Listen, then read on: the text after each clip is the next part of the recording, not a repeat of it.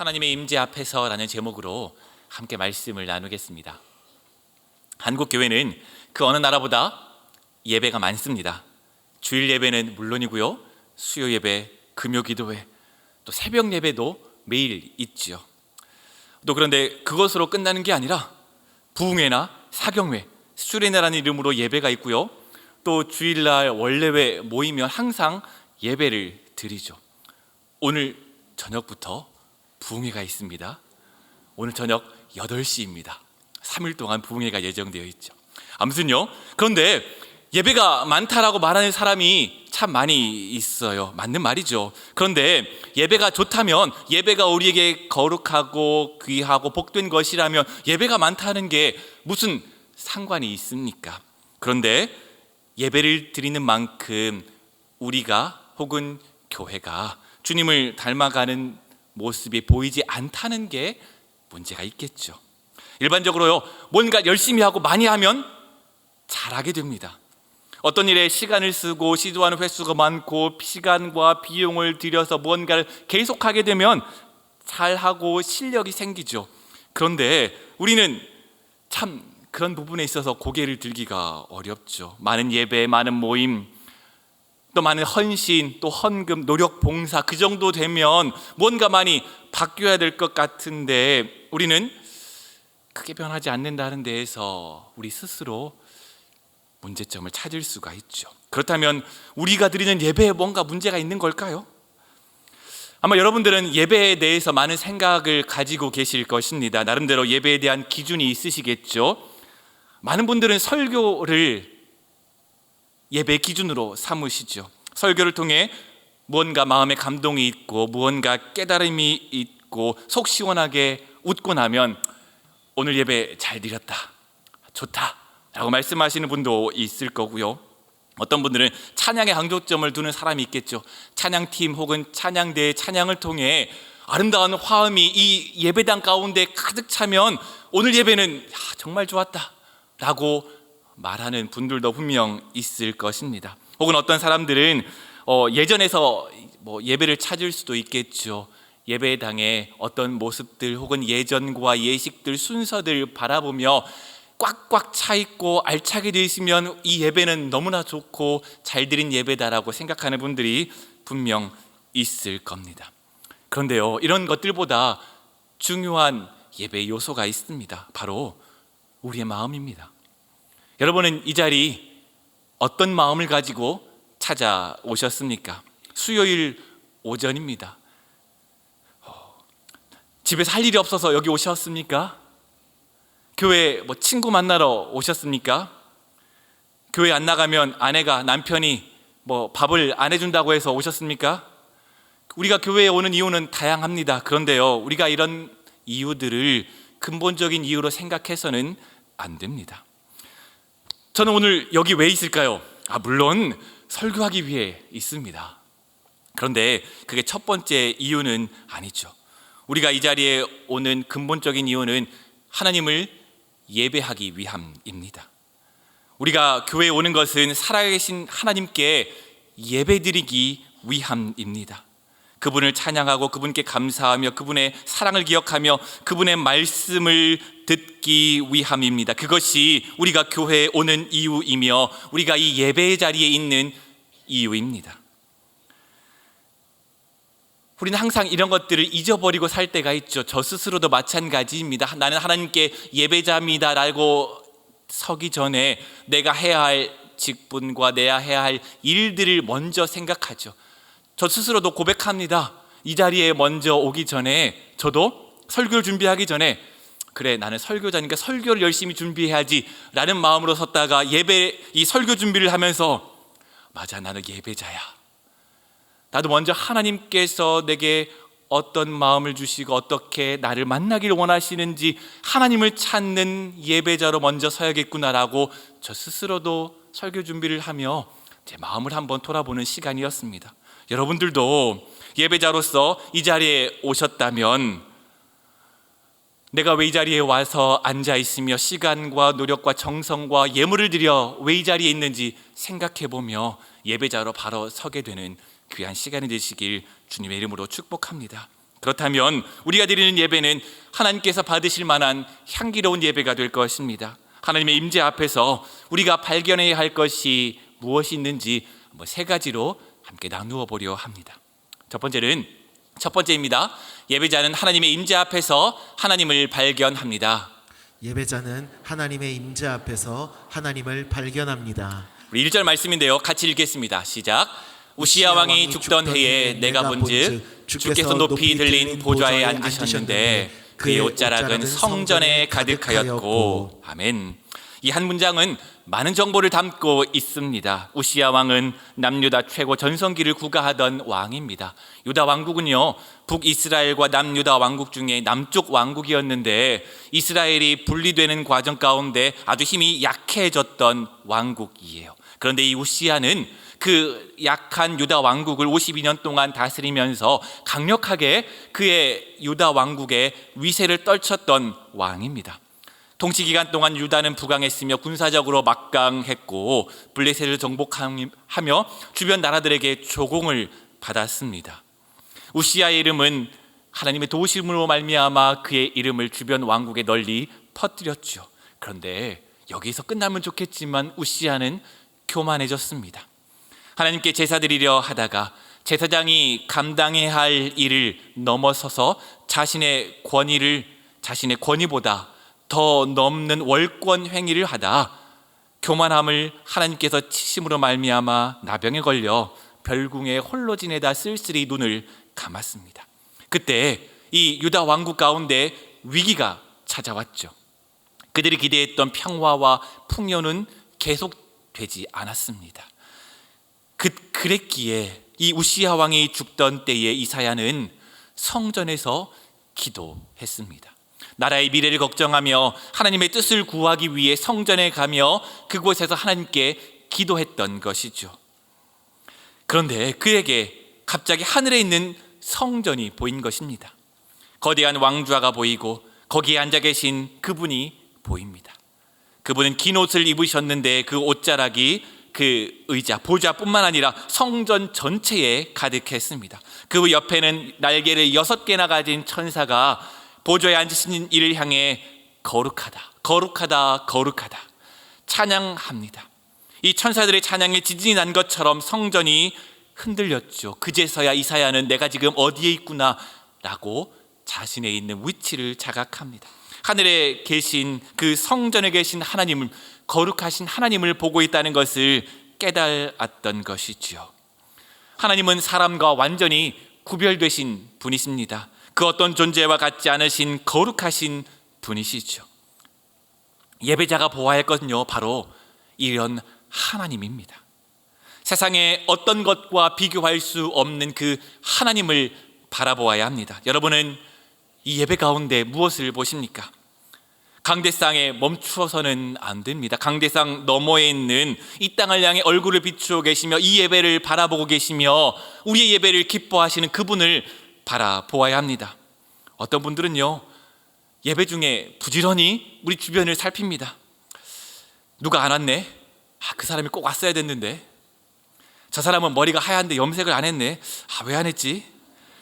저분은 철에 안 맞는 옷을 입고 왔네. 철이 바뀐 지가 언젠데. 저분은 이 신상 옷을 입었네.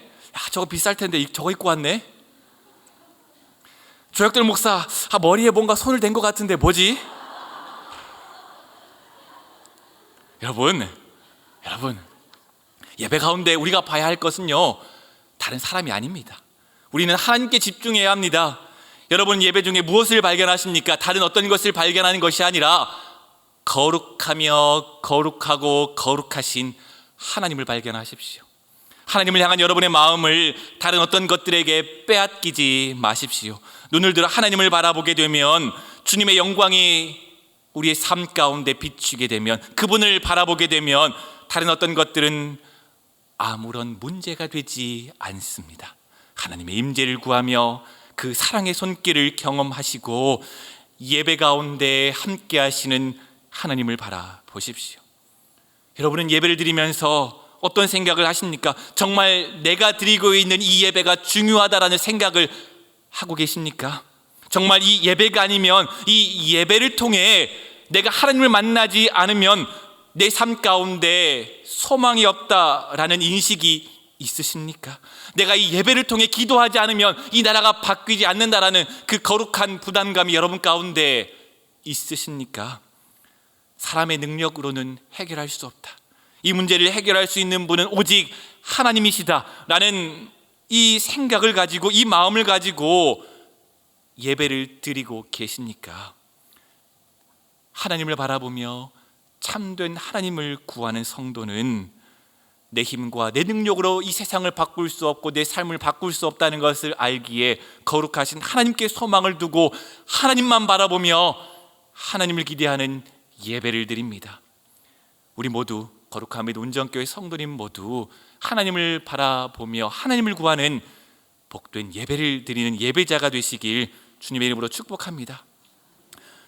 그런데 우리는요, 솔직히 하나님을 잘 믿지 않습니다. 하나님이 정말 내 기도를 들으실까?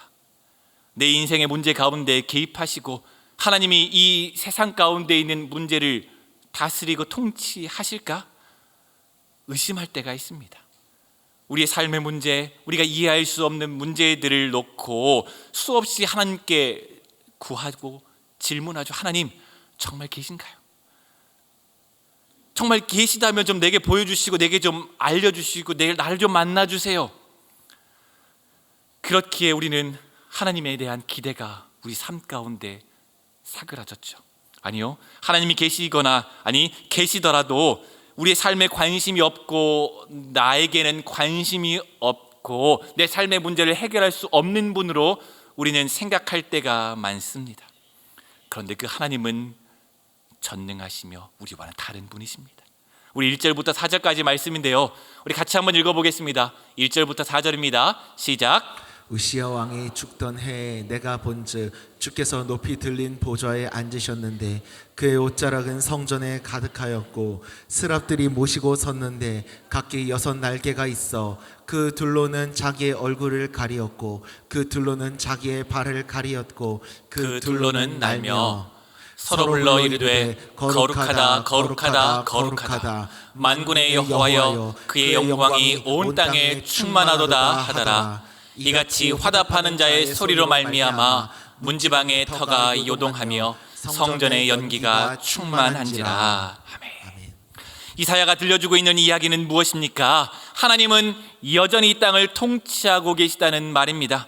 그분이 하늘에서 말씀하시면 땅이 진동하며 반응합니다. 하나님은 거룩하고 거룩하시며 거룩하신 분이심을 말합니다. 우리는 예배 가운데 이 하나님을 만나야 합니다. 그 하나님을 만나기를 소망하고 기대해야 합니다. 내 머릿속으로는, 내 상상으로는 한 번도 상상해 본 적이 없는 그분, 예배 가운데 그분을 만나게 될 때 우리는 그 하나님의 능력으로 내 삶을 바라보고 이 땅을 바라보며 내 삶 가운데 있는 문제를 하나님의 말씀을 비추어 해석해 나아갈 수 있습니다. 여러분, 진정으로 하나님을 발견하는 예배자가 되십시오. 이것이 우리의 목적입니다. 오늘 예배를 통해 주님이 어떤 모습으로 이 성전 가운데 함께하고 계시는지 그 하나님을 발견하며 그 하나님의 거룩하심을 가득 채워지는 복된 예배자가 되시길 축복합니다. 두 번째입니다. 예배자는 하나님의 임재 앞에서 자신을 발견합니다. 예배자는 하나님의 임재 앞에서 자기 신을 발견합니다. 우리가 이렇게 영광스러운 하나님을 발견하게 된다면 어떻게 될까요? 우리가 예배 가운데 하나님을 만난다면 우리는 어떻게 반응할까요? 이사야 이야기를 한번 살펴보시죠. 이사야는 높이 들린 하늘 보좌에 앉으신 하나님, 천사들도 그 얼굴을 가릴 수밖에 없었던 그 하나님, 성전 문지방의 털을 그 흔드시는 하나님을 바라보았습니다. 그리고 그 이사야는 그 하나님을 바라보며 이렇게 고백하죠. 화로다 나여 망하게 되었도다. 나는 입술이 부정한 사람이요 나는 입술이 부정한 백성 중에 거주하며 만군의 여호와이신 왕을 배웠음이로다. 이사야가 하나님을 만났을 때 터져나온 비명이죠. 나는 망했구나. 자기 자신을 부정한 백성이라 말하며 하나님을 뵙고 나는 망했구나 라고 비명을 지르고 있습니다. 그런데요, 실제로 이사야는 경건한 사람입니다. 제사장 가문에서 태어났고요, 율법 조항들을 잘 지키며 어려운 순간 자신의 이 힘과 능력으로 감당할 수 없는 순간 성전에 나와 예배당에 나와 기도하는 거룩한 사람입니다. 그런데 그 이사야가 하나님을 처음 만났을 때 보였던 반응입니다. 나는 망했구나. 나는 망했구나. 왜 그랬을까요? 바로 하나님의 거룩하심을 그가 보았기 때문이죠. 이사야는 자신이 괜찮은 사람인 줄 알았습니다. 의롭다고 생각하며 경건한 삶을 살고 있다 생각했습니다. 자기 입으로 좋은 말을 많이 해왔고 말씀을 읽고 전하는 일을 했기 때문에 자신의 몸 가운데 가장 특별한 것이 자신의 입술이다 생각했습니다.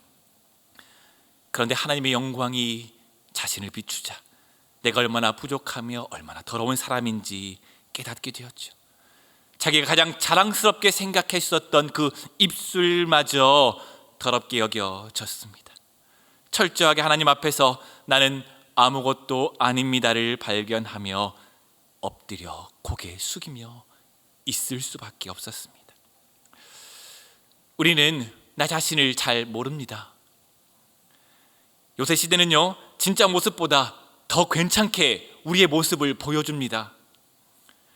사진 찍으면 어떻습니까? 요새는 핸드폰 어플이 정말 잘 나와 있어가지고요, 눈은 크게 찍어주고요, 코는 오똑하게 찍어주고 여기 턱은 날카롭게 이렇게 딱 깎아줍니다. 그리고 사진을 보면서 그래, 나 좀 괜찮네. 우리의 모습 아닙니까? 실제 내가 누군지 알아보지도 못할 정도로 잘 치장해 줍니다. 키가 작으면 좀 어떤가요? 요새는 키높이 수술도 하고요, 또 키높이 깔창도 신으면 되고 뭐 키높이 구두도 있고요, 또 얼굴에 또 좀 질서가 없으면 어떻습니까? 뭐 여기저기 좀 그리면 되죠. 뭐 이렇게 눈썹도 좀 이렇게 좀 그리고 코도 좀 이렇게 좀 그리고, 그것도 안 된다 싶으면 이 의사의 손길을 좀 빌리면 되고요, 비싼 옷으로 좀 잘 차려입고 좋은 차를 타고 멋진 가방을 들고 좋은 집에서 살면 그게 나라고 생각하죠. 나 좀 괜찮네. 아유, 나만 하면 됐지 뭐. 하지만 하나님 앞에 서게 되면, 하나님을 만나게 되면 나를 꾸며주는 모든 것들, 내가 나를 치장했던 모든 것들은 아무 소용이 없게 된다는 것을 우리는 발견합니다. 우리가 예배 가운데 하나님의 임재 앞에 서게 되면 내가 자랑했던 것들이 하나님 앞에서는 아무것도 아니었다는 것을 발견하며 이사야처럼 엎드릴 수밖에 없습니다. 6절에서 7절 말씀인데요, 우리 같이 한번 읽어보겠습니다. 시작. 스랍 중에 하나가 부젓가락으로 제단에서 집은 바 핀 숯을 손에 가지고 내게로 날아와서 그것을 내 입술에 대며 이르되 보라, 이것이 내 입에 닿았으니 내 악이 제하여졌고 내 죄가 사하여졌느니라 하더라. 아멘. 하나님은 두려워하는 이사야를 천사를 보내셔서 제단에 있던 숯을 그의 입술에 대며 그를 깨끗하게 하십니다. 지금 무언가가 하나님의 제단 앞에서 타고 있다는 말이죠. 제단에 숯이 있다는 말은요, 지금 누군가가 하나님 앞에 예배를 드리고 있다는 말입니다. 천사는 그 제단의 숯을 가져다가 이사야의 입술에 대며 이사야를 깨끗하게 합니다. 우리의 예배 가운데 일어나는 일은 바로 이것이어야 합니다. 예배를 통해 우리가 어떤 죄에서 건짐을 받았는지, 또 우리가 어떤 희생 가운데에서 우리가 죄 사함을 얻었는지, 우리가 얼마나 죄인인지 우리는 예배 가운데 내 모습을 발견해야 합니다. 그런데 놀라운 것은요, 하나님께서는 이런 부족한 예배자의 예배를 받으신다는 사실입니다. 자신의 죄악 때문에 아파하고 두려워하며 떨고 있는 그 이사야의 예배를, 상하고 부서진 마음을 가진 그 이사야의 예배를 받으시고 그의 죄를 사하시며 그에게 자비를 베푸십니다. 하나님이 그를 정결하게 하십니다. 여러분, 우리가 주님 앞에 통한 마음을 가지고 우리의 죄를 고백하며 내가 하나님 앞에 설 수 없는 사람이지만 이 자리에 나와 주님을 바라봅니다라고 겸손하게 나아갈 때 하나님은 그 예배자의 예배를 받으십니다. 하지만 하나님 앞에서 여전히 나는 똑똑한 사람이며 훌륭하다, 나는 죄인입니다라고 말하지만 내가 무슨 죄가 있어 스스로 말하고 있는 사람의 예배는 하나님이 받지 않으십니다. 우리는 이처럼 하나님의 임재 앞에서 내가 누구이며 내가 어떤 죄를 짊어지고 이 땅 가운데 살아가고 있으며 또한 이 상한 마음을 가지고 나와 하나님께 예배드리는 예배자의 마음을 받으시며 기뻐하시는 그 하나님을 발견하시는 예배자가 되길 주님의 이름으로 축복합니다. 세 번째입니다. 예배자는 하나님의 임재 앞에서 소명을 발견합니다. 예배자는 하나님의 임재 앞에서 소명을 발견합니다. 8절입니다. 같이 읽어보겠습니다. 시작. 내가 또 주의 목소리를 들으니 주께서 이르시되 내가 누구를 보내며 누가 우리를 위하여 갈꼬 하시니 그때 내가 이르되 내가 여기 있나이다 나를 보내소서 하였더니. 환상이었습니다. 하나님과 천상의 존재들이 보입니다. 그때 하나님이 말씀하시죠. 내가 누구를 보내며 누가 우리를 위해 갈까? 이 말씀에 어느 누구도 반응하지 않습니다. 하늘을 날며 거룩하다 노래했던 천사들도 조용합니다. 누구도 손을 들지 않을 그때 이사야가 손을 듭니다. 제가 여기 있습니다. 나를 보내주십시오. 이사야는 자신이 할 일이 무엇인지도 제대로 알지도 못한 채 하나님께서 말씀하신 이 땅 가운데 이 땅을 바라보시고 마음 아파하시는 그 마음을, 하나님의 마음을 느끼며 이사야는 번쩍 손을 듭니다. 주님, 제가 하겠습니다. 제가 여기 있습니다. 나를 보내주십시오. 그는 하나님의 사명에 기꺼이 자신을 드렸습니다. 죄인을 깨끗하게 하시고 상한 마음을 세우시는 하나님의 은혜를 경험했기에 내가 여기 있습니다. 제가 가겠습니다. 자원했습니다. 죽어 마땅한 죄인인 나를 살려주셨는데 제가 못할 게 무엇이 있겠습니까? 하나님의 은혜를 경험하며 그 가운데 자신의 소명을 붙들고 하나님께 나아갑니다. 우리가 읽진 않았지만 8절부터 13절까지의 말씀을 보면요, 이사야의 사역은 결과가 정해져 있습니다. 이사야의 사역은 아무리 외쳐도 실패가 정해져 있는 사역입니다. 그런데요, 그 사역이, 그 소명이 아무 의미가 없고 가치가 없는 것이 아닙니다. 하나님의 뜻을 선포했지만 이스라엘은 듣지 않을 것입니다. 하지만 그것 자체로 하나님 앞에서는 의미가 있는 귀하고 복되며 아름다운 사역이었기 때문입니다. 하나님이 이스라엘 땅을 심판하실 그때 이사야의 말씀을 통해 그들에게 잣대를 내어 미르셨고 믿음의 후배들에게 하나님께서 이스라엘을 이처럼 사랑하셨다라고 지금 우리에게도 이사야를 통해 하나님이 이 땅을 얼마나 사랑하셨는지 발견할 수 있는 하나님의 마음을 느낄 수 있는 귀하고 복된 사역이기 때문이죠. 그래서 하나님의 남은 자로 거룩한 씨로 심어지리라, 하나님께서는 이사야의 사역을 그렇게 말씀하십니다. 여러분, 하나님께서는 이사야를 부르시고 말씀하시는 것처럼 우리도 부르십니다. 그런데 주의 일을 한다고 해서 성공이 보장된 것은 결코 아닙니다. 하지만 세상의 눈에는 실패처럼 보이지만 그것이 전혀 가치 없는 실패가 아닙니다. 거기에 하나님께서 두신 의미와 목적과 뜻이 있기에 하나님께서는 우리의 삶의 응답을 통해 보잘것없지만 가치 없다 생각하는 우리의 사명에 대한 소명을 통해, 응답을 통해 하나님께서는 그 역사를 이루어 가십니다. 여러분, 예배 가운데 이런 소명에 대한 응답이 있어야 합니다. 예배는 단순히 종교적인 예식과 감정적인 행사가 결코 아닙니다. 말씀을 들을 때 마음이 뜨거워지기도 하고 도전이 되기도 하죠. 좋습니다. 하지만 그것으로 끝나면 부족합니다. 예배는 하나님께서 우리에게 주신 사명에 대한 헌신을 요구합니다. 이사야처럼, 주님, 제가 여기 있습니다.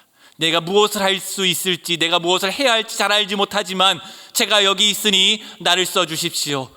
우리가 드리는 예배 가운데에는 이런 헌신이 있어야 합니다. 그 부르심에 응답하십시오. 그 사명에 반응하십시오. 그 명령에 순종하십시오. 하나님은 여러분들을 부르십니다. 하나님, 제가 직장에서 빛과 소금으로 살겠습니다. 하나님, 제가 가정에서 사랑하는 자녀들과 남편과 아내를 섬기며 이 가정 가운데 하나님의 나라를 이루어 가겠습니다. 하나님, 제가 그 외 연약한 지체들을 위해 기도하며 그들을 위해 헌신하며 살아가겠습니다. 하나님, 제가 가지고 있는 물질을 하나님을 위해 사용하겠습니다. 하나님, 제게 주신 시간을 하나님께서 내게 주신 공동체 가운데 사랑하는 사람들 섬기는데 사용하겠습니다. 어떤 식으로든 하나님께서 주시는 사명에 반응하십시오. 진정한 예배란 하나님의 마음이 어떤 마음인지 깨달아 그 마음을 내 마음 가운데 공유하고 하나님께서 우리에게 주신 그 사명에 반응하는 것, 그것이 진정한 예배입니다. 그렇습니다. 하나님의 임재 앞에서 우리는 예배자입니다.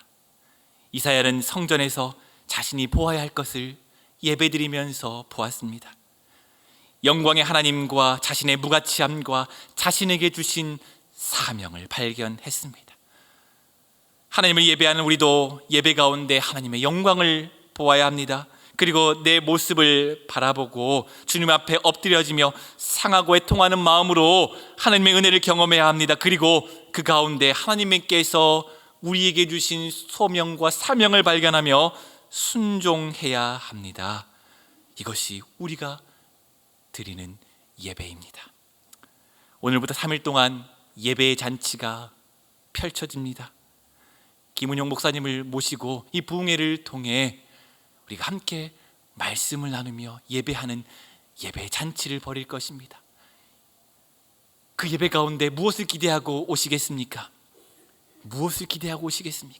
하나님을 기대하십시오. 그리고 그 예배를 통해 내가 어떤 사람인지 발견하십시오. 그리고 내가 어떤 사람인지 발견했다면 여러분에게 주시는 소명에 반응하십시오. 그것이 오늘 우리에게 주시는 하나님의 말씀입니다. 이 예배를 통해 또한 함께 드릴 이 부흥의 기간을 통해 주님께서 하나님을 발견하고 나를 바라보며 내게 주신 사명과 소명에 응답하며 주님, 제가 여기 있습니다.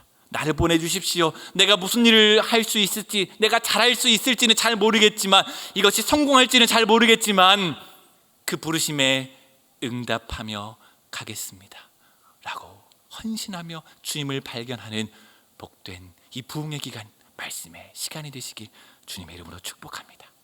우리 함께 찬양하며 나아가겠습니다. 이사야의 고백입니다. 주님, 제가 여기 있습니다. 나를 보내주십시오. 하나님을 발견하며 어찌할 바를 알지 못했던 이사야의 고백입니다. 제가 여기 있습니다. 내 모든 것 다 드리니 주님 받으시고 나를 써주옵소서. 주님의 그 마음을 내가 깨달았사오니 그 깨달은 마음 가지고 내가 살아가겠습니다 라고 결단했던 이사야의 고백입니다. 이 고백, 이사야의 고백이 아니라 우리의 고백이 되길 소망합니다. 찬양하며 이 고백을 우리 마음 가운데 받아들이며 우리의 헌신을 다짐하는 귀하고 복된 시간이 되길 소망합니다.